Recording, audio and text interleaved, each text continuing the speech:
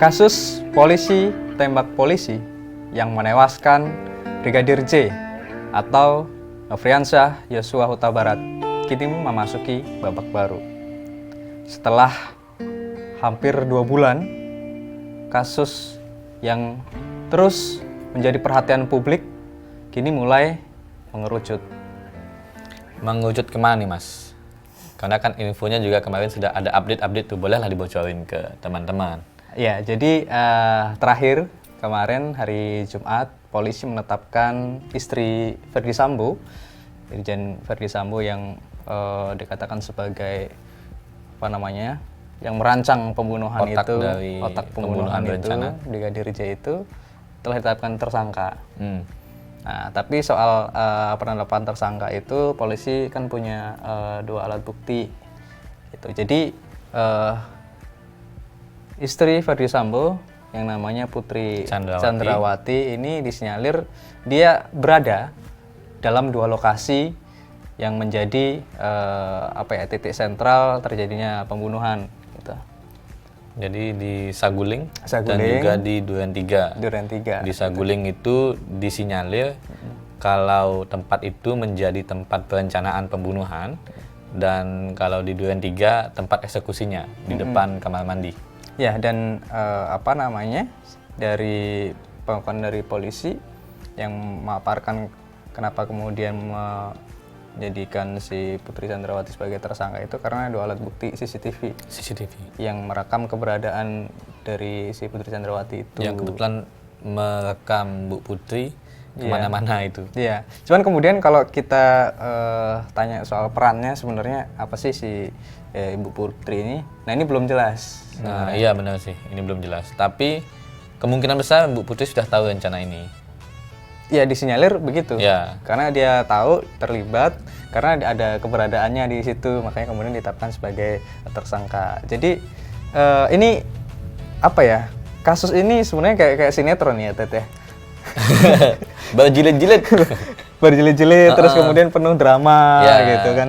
Jadi yang awalnya si Ferdy Sambo, karena ada kasus pembunuhan ini muncul, Ferdy Sambo ngomong, ini saya nggak tahu.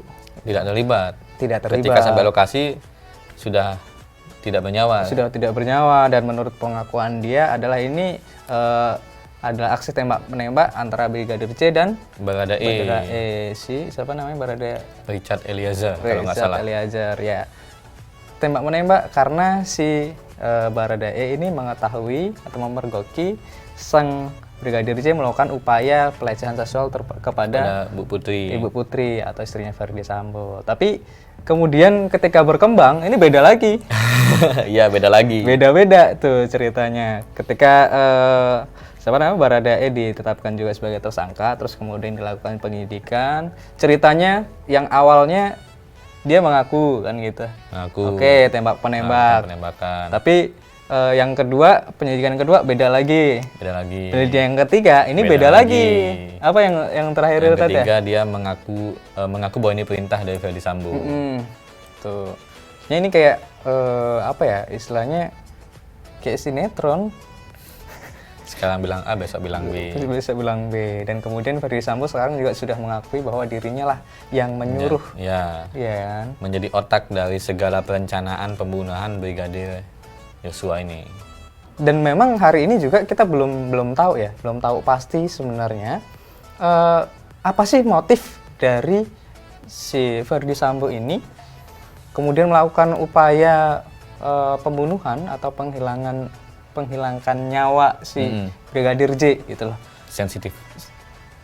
Iya, katanya sensitif dan biarkan itu menyangkut harkat dan martabat keluarga. Biarkan nanti publik mengetahui pada saat proses pengadilan. Di pengadilan. Oh iya, betul. Jadi setelah penyidikan kemarin, setelah penetapan dari Putri Chandrawati sebagai tersangka, polisi akan mengajukan berkas dari 4 tersangka sebelumnya, yaitu Ferdy Sambo, terus kemudian Baradae, Ricky Rizal, sama si sopirnya Kuat Ma'ruf ini akan dilimpahkan ke kejaksaan untuk dilakukan proses selanjutnya ya.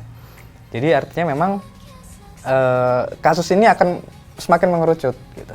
Semakin terang lah. Semakin terang. Nah, tapi kemudian kalau kita lihat mungkin ya, yang diamankan oleh kepolisian kan tidak hanya 4 orang itu.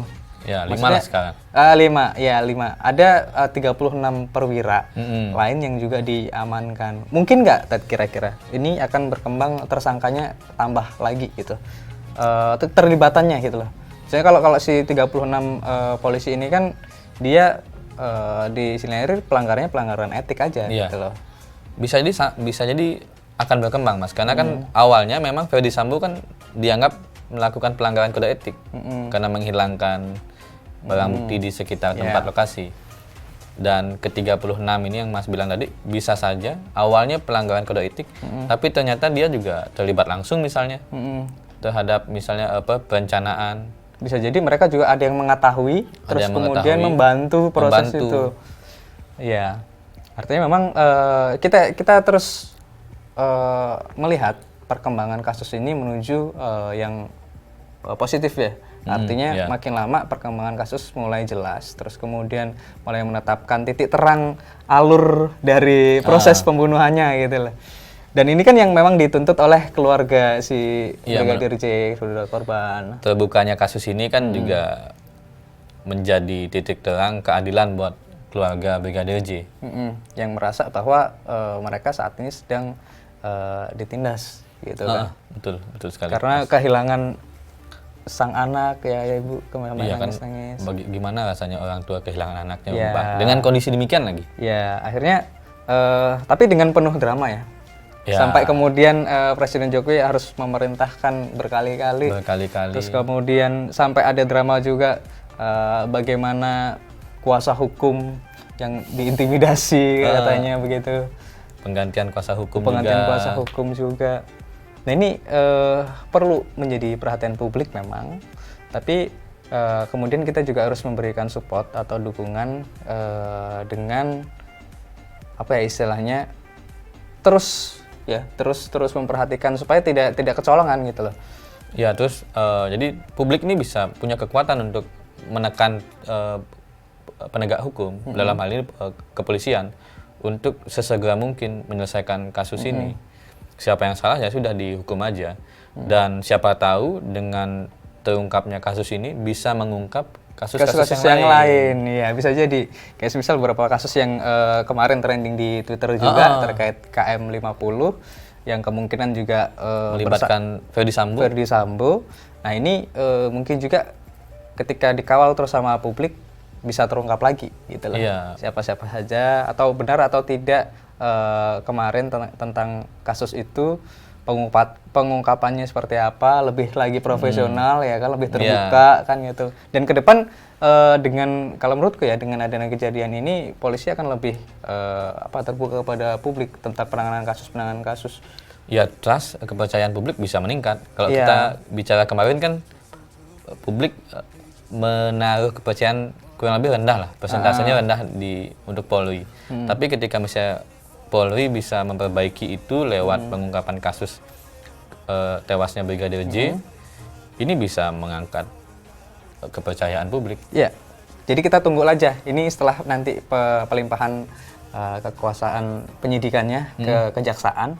Ini mudah-mudahan nanti semua bisa terungkap dan apa yang disangkakan kepada Ferdy Sambo maupun Baradae maupun orang-orang yang terlibat sebagai tersangka kasus pembunuhan dari Brigadir J ini segera terungkap dan kemudian pengadilan mampu memutus seadil-adilnya. Iya, jadi kelima orang yang sudah jadi tersangka ini bisa mendapatkan hukuman yang sesuai dengan peran mereka masing-masing. Kalau memang betul mereka bersalah.